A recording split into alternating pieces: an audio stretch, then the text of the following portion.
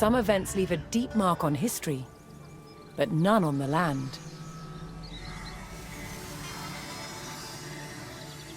This is the site of the Battle of Hastings. After almost 1,000 years, no traces of the bloody conflict can be seen. But here, the fate of England turned. It's where a king was killed, and his victor claimed the throne.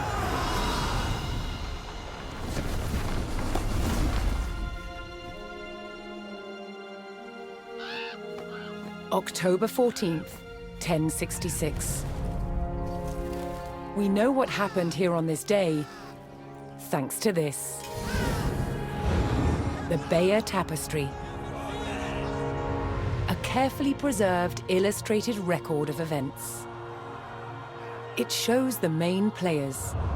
Harold, the newly crowned Anglo-Saxon King of England, and his challenger, William, Duke of Normandy. William claimed the previous king had promised him the crown.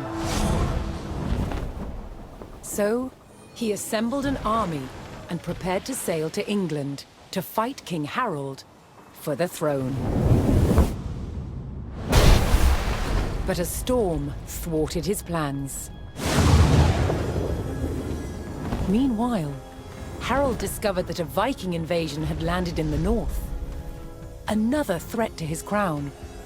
So he raced to fight them. In France, William waited for the right conditions to sail across the Channel to England.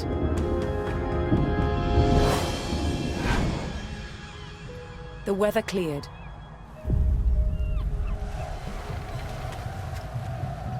He seized his chance.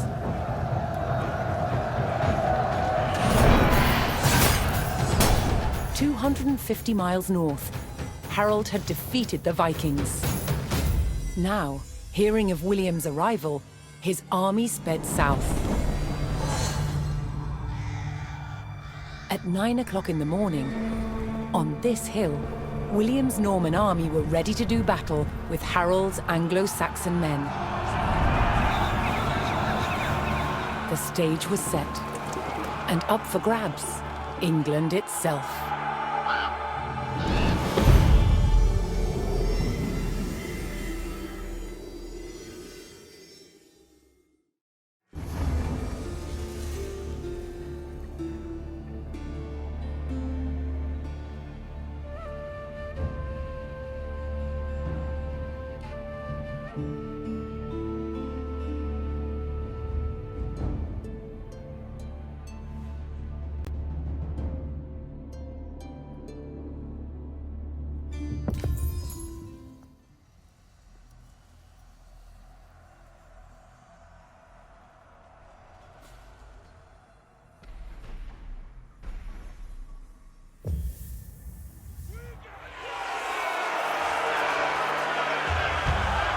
On October 14th, 1066, William of Normandy stood ready for battle at the base of a hill. The high ground belonged to King Harold of England and his Anglo-Saxon army. Here, on this hilltop, the fate of England would be decided.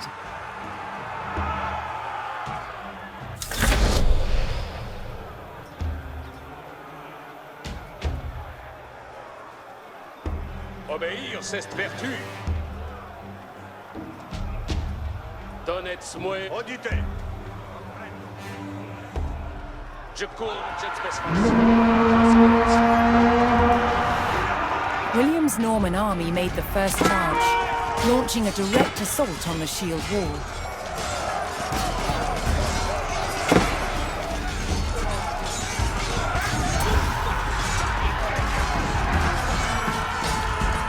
Though William's army fought fiercely against the shield wall, it would not yield.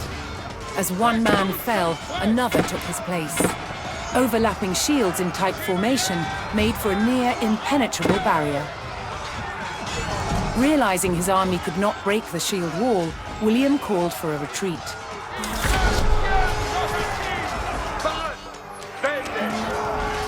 William's feigned retreat was working. The Anglo-Saxon army broke their shield wall formation, leaving gaps for William to make a move.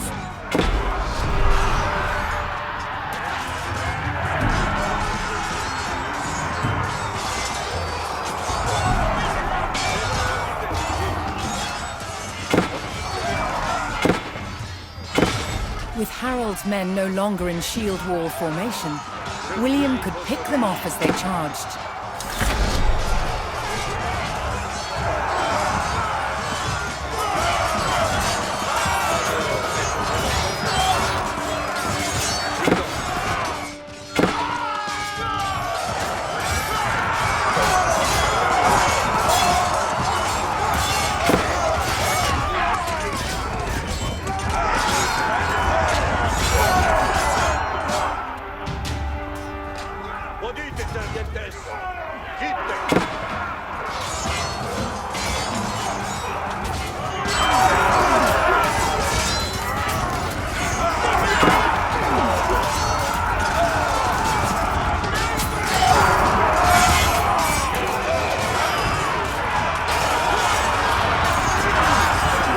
Saxons had deployed rows of spearmen to push back the invaders. But William had an answer. His sharp-eyed archers.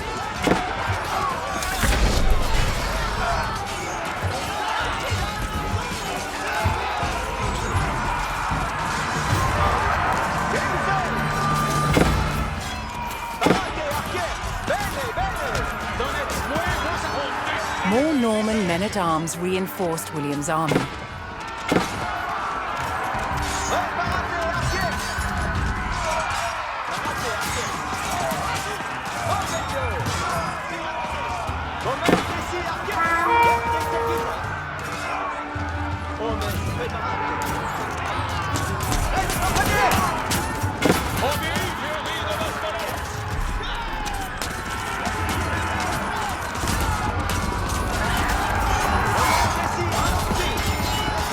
Additional Norman archers joined the battle.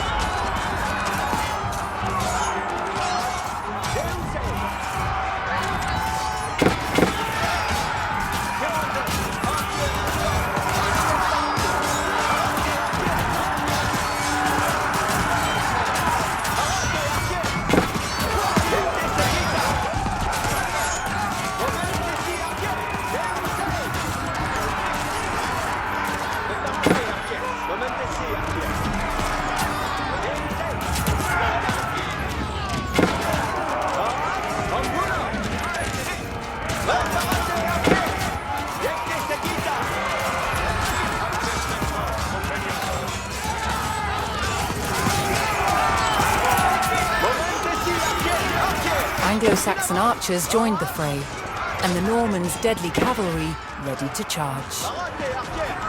But first, William's forces had to eliminate the enemy spearmen, whose sturdy polearms could easily bring down a horse.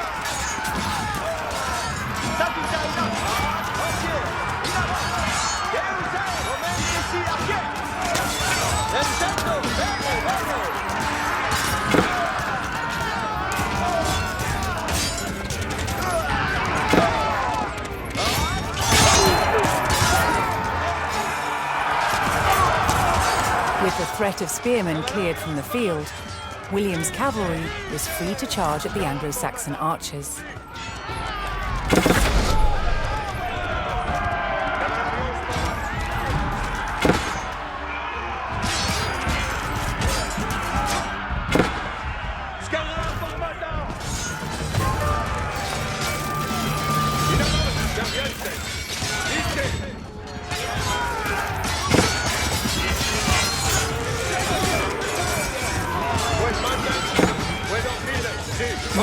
Norman cavalrymen took to the field. The Anglo-Saxon army was in disarray. Their shield wall had been neutralized, and their numbers were dwindling. Now the only thing standing between William and victory was King Harold himself.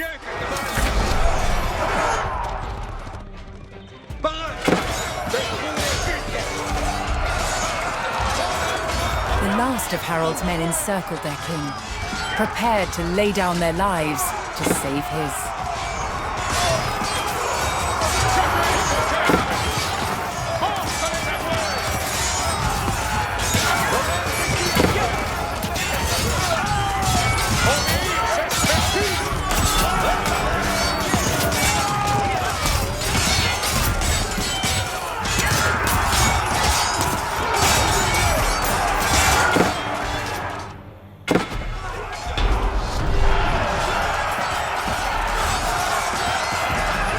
Anglo-Saxon King Harold had fallen. In the confusion, some loyal soldiers fought to the death, while others scattered in panic.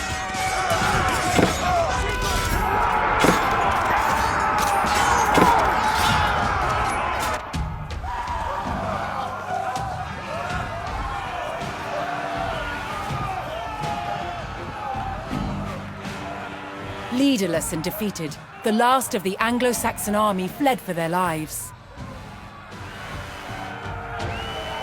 The Normans celebrated victory over the English king, but William's quest to rule England was just beginning.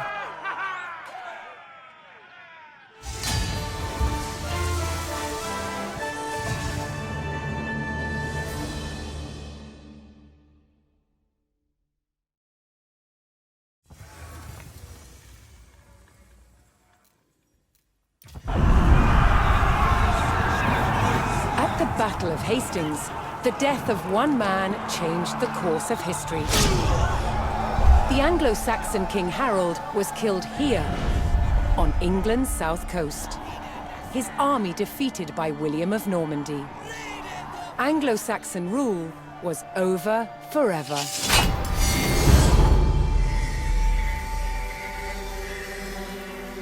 At Westminster Abbey on Christmas Day 1066, William was crowned the first Norman King of England. Now he had to secure power across the country. He began by stamping his mark on the landscape, building cathedrals and castles at strategic locations.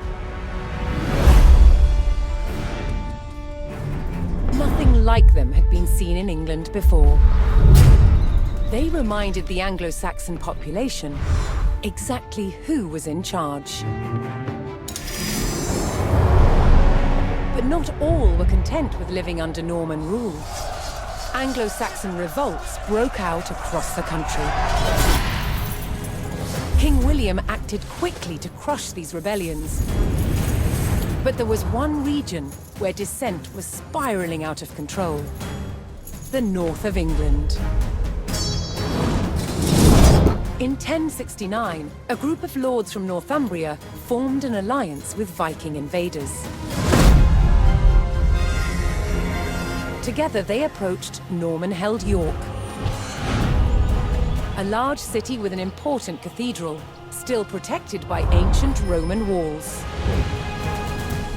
But the walls couldn't save York. The city and the castle fell to the rebels. William's new kingdom was under threat. He had to get the city back under Norman control. William had no choice but to order his men north. But as the Norman forces set off on their long march towards York, how much resistance from the rebels would they encounter?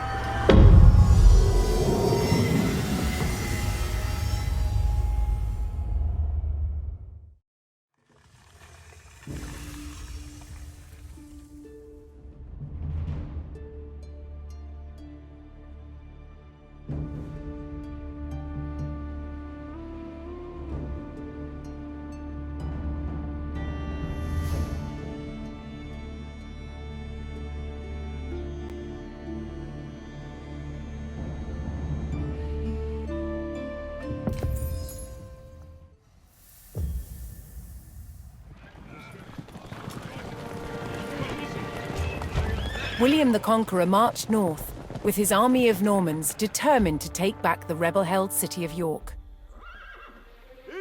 But in his path stood rebel towns that harbored William's northern enemies.